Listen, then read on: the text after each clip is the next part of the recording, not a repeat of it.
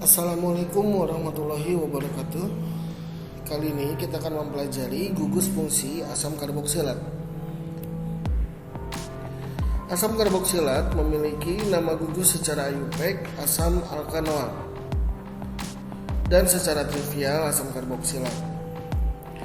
Rumus gugusnya, strukturnya adalah gugus COOH pada ujung rantai, sehingga R pada asam karboksilat dapat diganti dengan hidrogen atau dengan C1 dan seterusnya.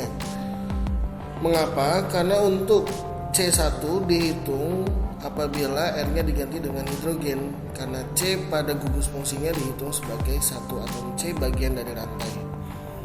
Sedangkan rumus umumnya karena sudah bertambah unsur oksigen maka menjadi CnH2nO2.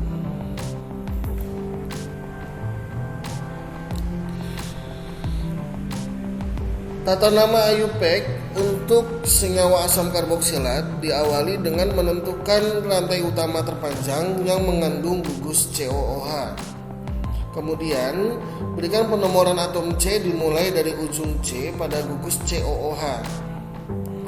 Selanjutnya tentukan nama cabang apabila ada, dan diakhiri dengan mengganti awalan alk pada asam alkanoat sesuai dengan jumlah atom C pada rantai utama.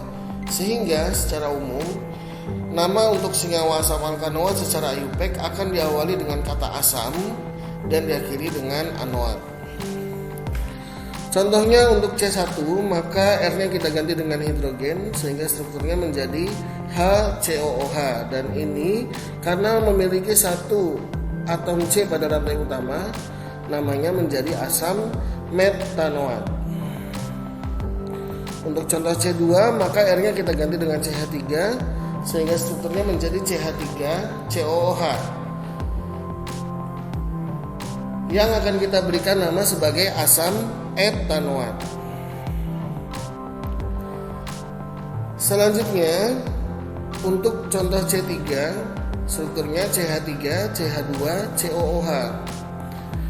Karena terdapat 3 atom C maka kita berikan nama asam propanoat. Untuk contoh C4 struktur yang pertama adalah CH3 CH2 CH2 COOH yang artinya struktur tanpa cabang. Karena terdapat 4 atom C pada rantai utama maka kita namakan sebagai asam butanoat.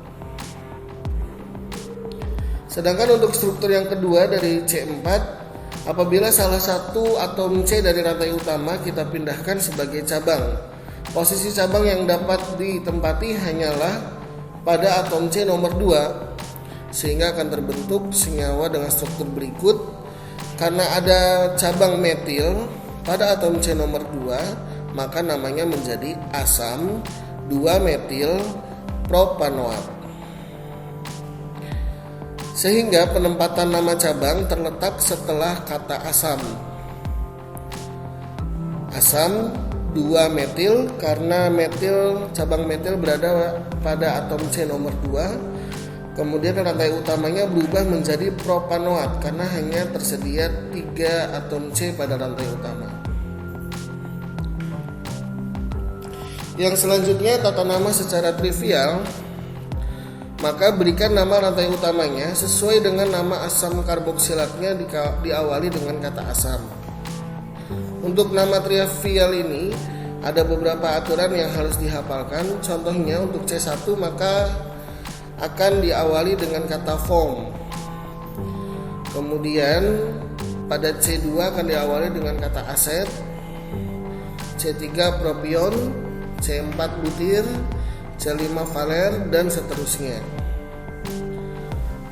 Informasi ini dapat kita temukan pada beberapa sumber yang tersedia di buku maupun di internet.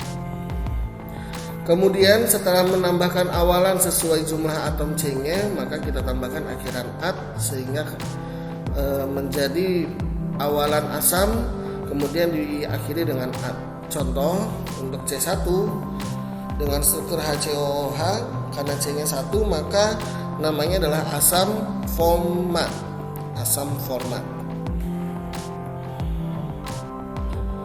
Untuk C2 dengan struktur CH3COOH, ini merupakan nama yang sudah biasa kita kenal, yaitu asam asetat.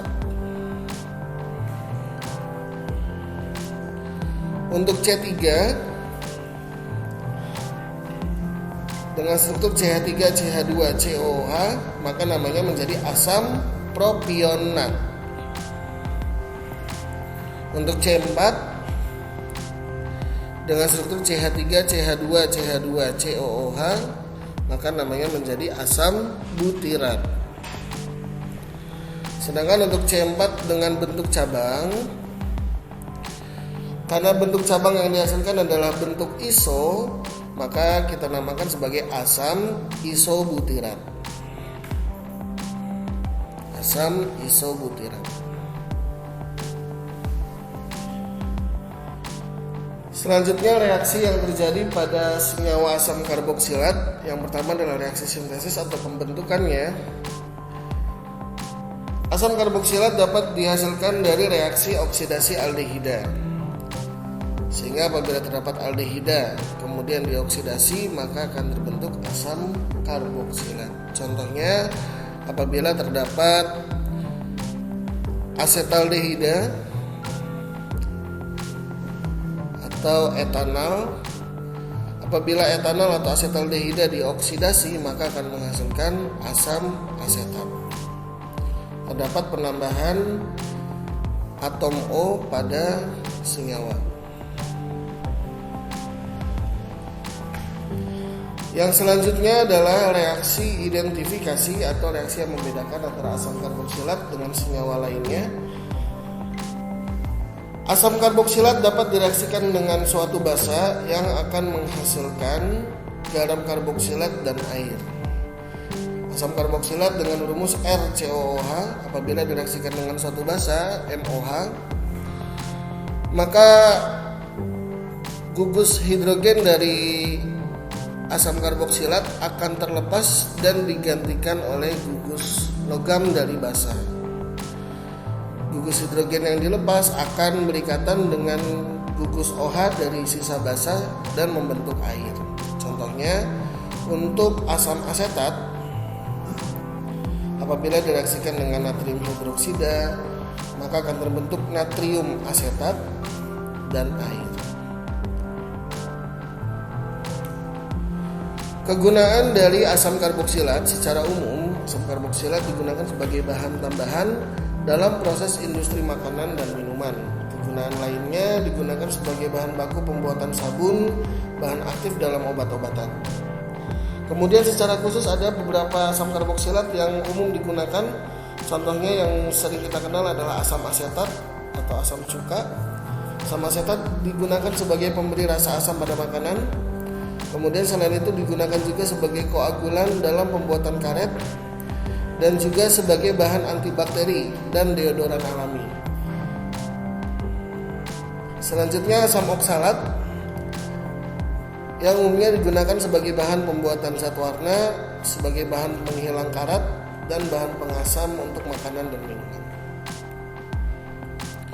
Demikian untuk video kali ini. Sampai jumpa pada video selanjutnya. Assalamualaikum warahmatullahi wabarakatuh.